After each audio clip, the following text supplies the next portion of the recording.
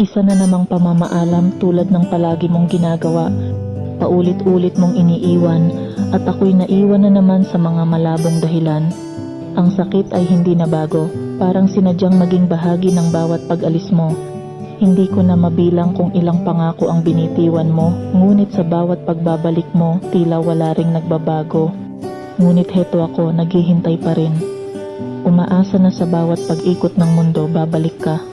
Babangon muli ang mga pangarap na nasira, pero hanggang kailan? Hanggang kailan ko kakayanin ang paghihintay?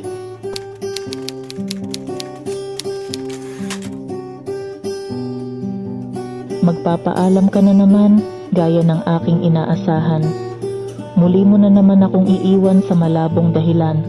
Dahil ba doon sa nakita ka ng aking kaibigan na may ibang kasama kagabi at kaharutan? Kaya sa isang iglap ako'y mag-iisa muli, tulad ng nakasanayan.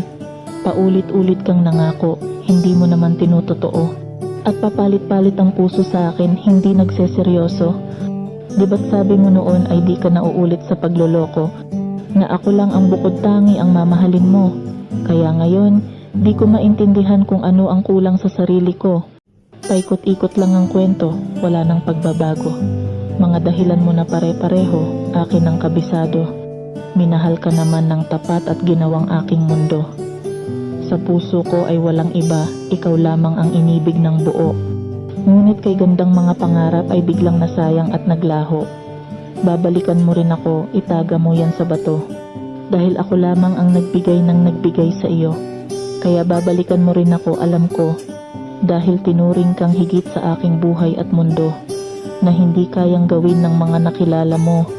Babalikan mo rin ako at muling hahawak sa aking kamay. Dahil ako lamang ang nagmahal sa iyo ng tapat at tunay.